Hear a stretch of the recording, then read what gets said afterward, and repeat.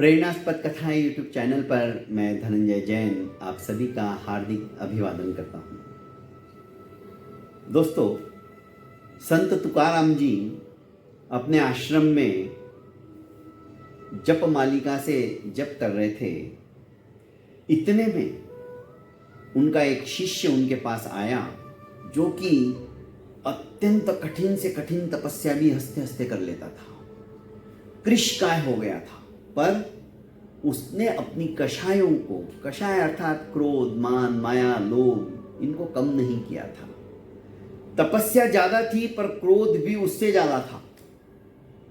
आया और चरणों में नतमस्तक होते हुए कहने लगा कि गुरुदेव, मुझे आज आपके जीवन का एक रहस्य बताओ। आपको कभी मैंने क्रोधाभिभूत होते हुए नहीं देखा। आप अपनी साधना में, आराधना में सदैव निरत रहते हो। कोई आपको भला बुरा कह के जाए तो भी आप समभाव रखते हो। क्या कारण है? आप कैसे ये सब कुछ मैनेज कर लेते हो? संत तुकाराम जी ने हंसते हुए अपने शिष्य से कहा कि मुझे मेरा तो नहीं पता, पर तुम्हारे बारे में मैं बहुत अच्छी तरह से जानने लग गया हूं और जानता हूं। मेरे बारे में? वो क्या? संत तुकाराम जी ने कहा कि तेरी ललाट की रेखाएं स्पष्ट रूप से बता रही है कि तू 7 दिन के पश्चात कराल काल के गाल के अंदर समाविष्ट होने वाला है, मर जाएगा। तेरी मृत्यु सन्निकट आ चुकी है। शिष्य घबराया, मन एकदम से उदास हो गया।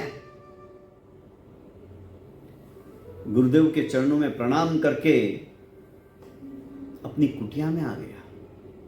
उसका व्यवहार बदल गया। किसी से भी बात करता तो बड़ी मधुरता से, और उन लोगों के पास जाने लगा जिससे उसका झगड़ा हो चुका था। उनसे माफी मांगने लगा। हाथ जोड़कर करबद्धता के साथ में नतमस्तक होते हुए कहने लगा कि मुझे माफ कर दो। मैंने आपके दिल को दुखाया है। मैंने आपको बहुत बुरा भला किया है, कहा है। मैंने आपका अनिष्ट किया है। 7 दिन के अंदर अंदर तो उसके जीवन के अंदर आमूल चूल परिवर्तन आ गया। अब सोचा, ना तो किसी के ऊपर गुस्सा कर रहा था, सभी से प्यार से व्यवहार करता था, सभी को झुककर प्रणाम करता था। छोटा हो या बड़ा हो, आदर के साथ उनको बैठाता था। आमूल चूल परिवर्तन देखकर बाकी के शिष्य भी आश्चर्यचकित हो गए थे कि इसको हुआ क्या है, इसके अंदर इतना बड़ा परिवर्तन कैसे संभव है। देखते ही देखते 7वां दिन आ गया। सोचा कि चलो गुरु महाराज के पास जाकर आशीर्वाद ले लेता हूं। अब तो बस कुछ ही घड़ियां बची हुई है मेरी जिंदगी की।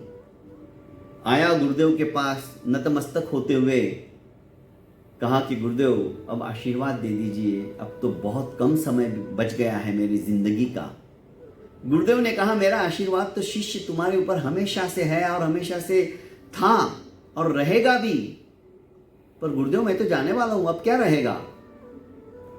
मैं तुम्हें मेरे जीवन का रहस्य जो तुमने उस दिन मेरे को पूछा था, मैं यही मेरे रहस्य को बताने के लिए आज तुमसे इतनी देर तक बात कर रहा हूं। पहले तुम सब छोड़ो, ये बताओ, ये 7 दिन तुम्हारे कैसे गए? क्या उसी तरह से तुम तमतमाते थे? किसी ने भिक्षान्न के समय तुमको बुलाया और तुम्हें तुम्हारी रुचि के अनुसार भिक्षा नहीं दी पारने के अंदर, तो तुम्हें कैसा लगता था?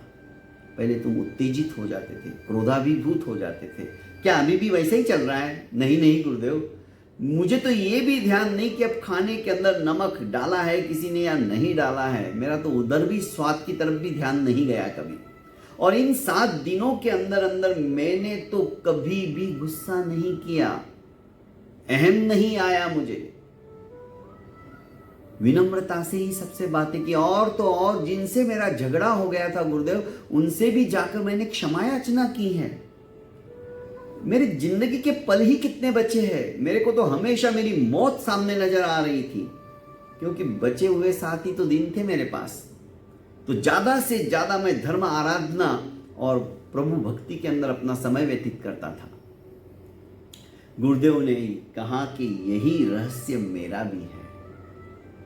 मैं हर पल, मौत मेरे सामने खड़ी है, कब उस कराल काल के पंजे के अंदर मैं जकड़ जाऊंगा और मुझे वो लेके चली जाएगी, मुझे भी पता नहीं है। पर मैं उस मौत को हमेशा अपने आंखों के सामने रखता हूं। तुम्हें तो मैंने 7 दिन बताया, मुझे तो हर पल मेरी मौत नजर आ रही है। बस यही मेरे जीवन का रहस्य है जो तुमने मुझे पूछा था। शिष्य समझ गया। गुरुदेव ने मुझे अपनी बात बताने के लिए मौत का भय दिखाया, क्योंकि 7 ही दिन हमारे पास है दोस्तों।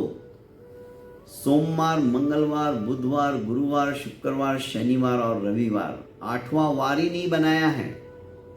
इन 7 वारों के बीच में हम किसी ना किसी वार के दिन जाने वाले हैं।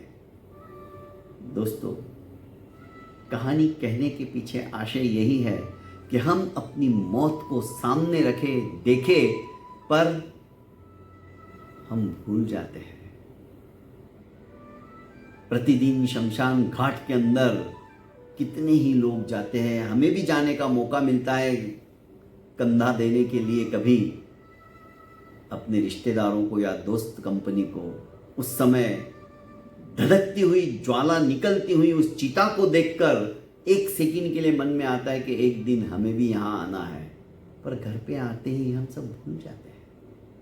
दोस्तों, हम हमेशा यदि मौत को याद रखेंगे तो हमारे जीवन में हम कभी भी किसी के दिल को ठेस पहुंचे ऐसी बात नहीं करेंगे, क्रोध नहीं करेंगे, अभिमान नहीं करेंगे, माया, छल, कपट, प्रपंच ये सब नहीं करेंगे।